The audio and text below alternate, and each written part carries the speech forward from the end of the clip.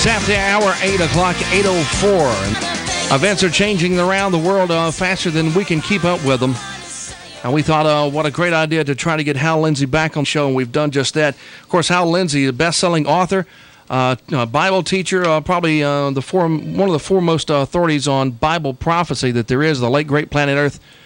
What can we say about it? It's one of the best-selling books of all time, especially on that subject. And we're happy to welcome back to the Real Radio Morning Show Hal Lindsey. Good morning, Hal. Good morning. How are you? We are doing great. How are you? Is everything on the West Coast this morning? Well, it's early. Right, Al. But we, like I said on the phone a while ago, we were pleasantly surprised that you were able to get up so early and talk with us. It's 6:05 there in California. Yeah, well, I'm a night person, but I'm glad to be able to be on the show. I haven't been out the Vicksburg way in a long time. Well, you were supposed to be up at I forgot the name of the little town up in the northern part of the state here a while back, and some scheduling problems came up, I believe. But probably that'll come along. Yes. With everything that's going on around the world, especially the war in Iraq, a lot of people are fearful, a lot of people have questions. But I guess the first question I want to ask you is, how does this war in Iraq play in the light of Bible prophecy? Well, I believe the main significance prophetically, and I'm speaking out of Zechariah chapter 5, a kind of a remote prophecy that I remember Dr. Merrill F. Unger at Dallas Theological Seminary interpreted way back in 1960. And I never forgot it. There's an obscure prophecy there that talks about how Baghdad, especially Babylon, as it was called in the Old Testament, right? How that would become a commercial center of not only the Middle East, but one of the commercial centers of the world. And I know we're going to go through some hard times in these battles right now, but in the end, our goal is to liberate that country and to kind of make it a beacon for the rest of the Middle East on what can be done with people set free and to set free a kind of a free economy. And so I believe basically this is the move that's going to turn that into a commercial center. And it'll be courtesy of the United States, most likely. I heard one person say, I know it was another teacher on TBN, I believe, said that they foresaw a great time of peace and prosperity after this conflict is over. Do you agree with that? I don't know about that. I think that we're at a time in prophecy where the whole scenario is just about complete. I think we'll see, some a time of build-up in that area, but ultimately, I think there's still going to be a lot of conflict. Before the war started, of course, every time and it's happened several times in the last several years, the word Armageddon came up. Could this be Armageddon? Is this Armageddon? What do you say to those folks who think that this could be the prelude to Armageddon? Well, it's too close. Mm-hmm. Armageddon can't happen until this great leader appears in Europe, the Bible calls the Antichrist. And he'll have to come to Rome, set up a revived form of the ancient Roman Empire, which will be a revival of Europe, actually, and that's well on its way. He'll have to take over before, and he will lead the world into a 3.5-year period of pseudo-peace that they think will last 1,000 years. And it's after that the war is actually touched off. And Zechariah chapter 12, verses 2 and 3 actually tell us how it will be touched off. They say it'll be because of a contention of Israel returned from the nations, Israel fighting over who owns Jerusalem with the surrounding nations, which, of course, today are all Muslim. Right. How does that all, what has to take place before we get to that point? I mean, I'm leading toward the discussion of the rapture, but one of the things very unpleasant that has to take place, the United States has to fade from power, and that power shift to Europe. Do we see that happening now? Or do we see the beginning stages of that now? Well, we certainly can see how it could happen. I mean, you just think what 9/11 did to this country and how our economy is still reeling from that. And just imagine what what these terrorists are really capable of. If they do that to the United States, I think it would topple our economy. The European Union is big in the grand scheme of this, all of this, isn't it? They really are, and of course, right now they're not that strong because they're still carping and contention among them. But eventually, they're going to get their act together when this leader shows up in Europe, and then they will become the dominant power of the world. Do you see that leader, the Antichrist, coming forth from the European Union directly from that organization? Yes, I believe he's alive and well somewhere in the midst of that organization already. We don't know who he is, and he doesn't even know who he is yet, but I believe he's already there. Other preachers, like I was listening to John Hagee the other day, falling short of naming dates and things like that. But John Hagee felt like we were extremely close in the timeline. Do you agree with that? Yeah, I do. In what way? Well, I believe that, I've been watching this for 47 years and had the real privilege of studying under some great prophecy scholars early on in my Christian life. And since then been studying it. And I see this whole scenario I talked about in the late great planet Earth already in place. Mm-hmm. I mean, you see the spheres of power that it predicted that already have formed, basically. And, it's just waiting the time when Europe, under this Antichrist, begins to ascend into power. Back to Iraq a moment. Saddam Hussein, does he specifically have any prophetic significance, or is he just one of the players in this grand drama? Got a frog in my throat. I don't think, from a prophetic point of view, he's just one of the players. He's one of the people who, on the sideline, helps form one of these spheres of power, and he's just one of many that have arisen in history. I think he'll soon be history. But one of the things that concerns me most right now, in fact, this is why I wrote my latest book, The Everlasting Hatred, The Roots of Jihad. Mm-hmm. With all of our good intentions here in the United States, I really believe that we've underestimated the threat of Islam. And that, I agree.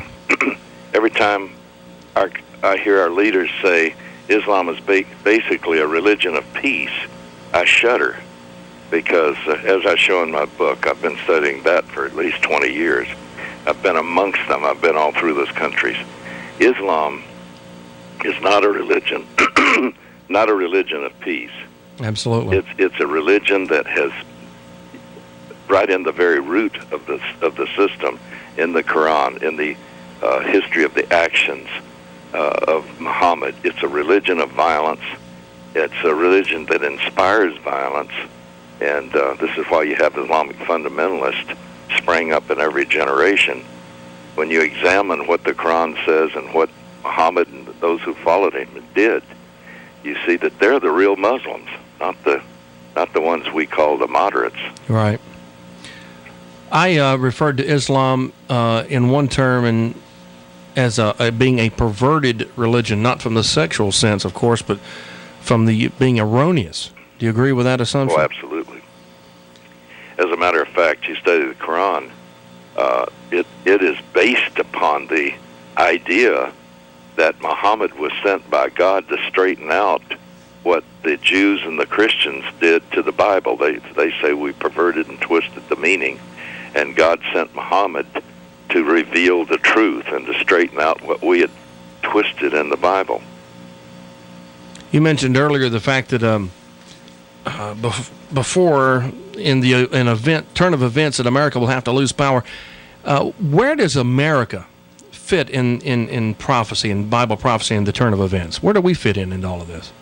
Well, I just did a video on that called "Where is American Prophecy?" Mm-hmm. The United States has been the leader of the West since at least World War II, and we've helped shape the modern world. And yet, as I study prophecy, I don't even see an inference to a power like the United States leading the West in the last days. As a matter of fact, the Bible is very, very clear about who will lead the West, and that's a revived form of the ancient Roman culture and people with its capital in Rome, led out of Europe. So I believe the United States will somehow have to fade from power. And, I don't know how that's going to happen. But I was going to ask you that. How did you think that would turn about? You know, there are possibilities. We could be hit with a nuclear weapon from China or from North Korea. We could be hit with an Islamic terrorist attack using weapons of mass destruction. I think this is such a reality that it's why we're over in Iraq right now. I mean, those who know realize that the Islamic fundamentalists are determined to hit the United States with several hits with weapons of mass destruction. Their goal is to kill millions of Americans with, a few strikes. Hinting at kind of what we talked about in our first visit when we discussed your book, The Everlasting Hatred, The Roots of Jihad. Yeah. Why do you think that Muslims hate us so? What is the cause of that? Well, they see us in a light that we don't even see ourselves. That is today. Mm-hmm. They see us as a Judeo-Christian civilization, and they see our civilization as a direct threat to their culture. Islam is built around the culture of the 7th century Arabian Peninsula, which is where the Quran and where Islam was born. Mm-hmm. And they're a religion that is more tightly interwoven with the culture in which it was born than any other religion in the world. So one of the biggest tensions on Muslims today is that they're trying to fit an ancient culture into modern civilization, and it causes tension all the time. And for instance, when Jimmy Carter stood by and let the only true friend we had in the Muslim world fall, that's the Shah of Iran. Right. Then the Ayatollah Khomeini came in, and he took a nation, Iran, which had made remarkable advances into the modern world, probably more than any other Muslim culture, and he immediately started dragging it back to the 7th century Arabian culture. So Islam is kind of a cultural imperialism with a theocracy they want to set up with Islamic law. So they see our culture as basically totally incompatible with theirs, and they see it as a threat.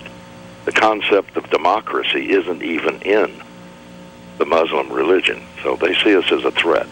How ironic it is that they can see us as having Judeo-Christian roots, but we can't see ourselves in that light. Yeah, I mean, that's strange, isn't it? This is the irony. Today I'd say that the United States has really become very secularized, and there's a strong force within the U.S. that's trying to make us an amoral country.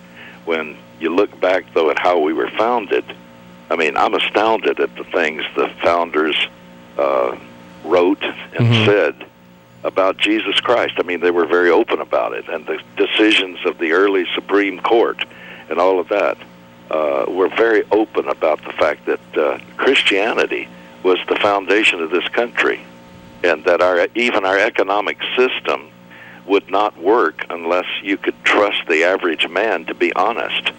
And sure. That's why we're having trouble today. Basically, you can't trust the average man to be honest today.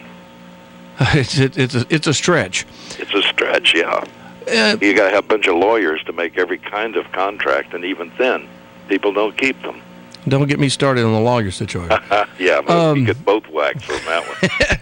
Do you find it strange that that Israel has been, or events around Israel have been silent during this conflict with Iraq? You know, Saddam Hussein threatened and actually fired missiles on Israel during the Gulf War, but we've been strangely silent. Do you find that to be a strange turn? No, not at all. I think Israel's deliberately trying to be as out of the way as possible, and even the media is not focusing on them. And that's because they know that if Israel gets involved in any way, it's going to cause the rest of the Muslim nations over there to immediately want to go to war. And, I mean, there's such a hatred. Islam hates Israel with such passion that even the mention of their name in the context of that war causes great problems. But I'll tell you something. If it hadn't been for the fact that and this story won't be told probably till the war is over, but I know from private sources what's going on. If it hadn't have been for the bravery and the extraordinary ability of the special forces who've been at work long before this war started in western Iraq, they would have fired on Israel. Really? Those guys had been active out there for weeks before this war started. They basically had gotten into that, what they call the Scud box, and they made it virtually impossible for them to fire a missile. Gracious. Well, I think a lot of us kind of knew in the back of our minds we already had some spec ops there, but these guys have done an absolutely brilliant job. They have. I mean, this is what they were created for, and I've never seen them work so effectively as they have done on this time. What events, for those of us like myself who stay in tune and watch events and watch how things turn about, in these days and times, what should we look for? What news stories? Of course, if you go to your website, you can keep up. Well, I go every day at least once or twice. What should we be looking at? By the way, I have a news website, and it's just HalLindsey.com. It's Hal Lindsey without a space between the names. Right. .com, and it's a great site. Yeah, and that's where people can find all of the information that we're just touching on today. Especially America in Prophecy, and get the resources from there. But what should we be looking at, Hal? What when we look at news stories or go to your website and others, what should we be looking at, and what perspective should we put them in? Well, I think we have to watch. You know, prophecy says that the key to end times would be when Israel miraculously returned from a worldwide dispersion and became a nation again. 1948. That's right. And then it said that there would be several spheres of power that set up. And one of the main ones, according to Ezekiel 38 and 39, is Russia. Mm-hmm. And it says it would be the nation to the uttermost north of this reborn state of Israel. Well, there's only one nation to the uttermost north of Israel, and that's Russia. That's Russia. And it says they're going to play a momentous role, and that they're going to lead the great confederacy of nations that surrounds Israel, which are all Muslim today. They're going to lead these Muslim nations in an all-out onslaught against Israel and to move through the Middle East and start off a great war. And it also said that there would be an enormous sphere of power in Asia called the Kings of the East in Revelation chapter 16, and that they would wipe out a third of the population of the earth once this war begins. We'll certainly see China the beginning of this, but there are other powers. It says kings plural of the East. There are other powers that will form with them. Just watch the movement of Asia, and then there'll be this revival of the ancient Roman culture and people. And I've been looking at this since 1956, and you can see, I said there would be a United States of Europe, and there is a United States of Europe now, but they won't become the real powerhouse, the Bible predicts, until this great leader appears in Europe and then takes the 10 strongest nations and forms his power base there. So those are things that I'm watching. Hal, how close are we to the return of the Lord? Is the Lord soon? Is his return soon? Well, as Jesus said, he said, now learn the parable of the fig tree, when he had just finished giving many, many signs of his return.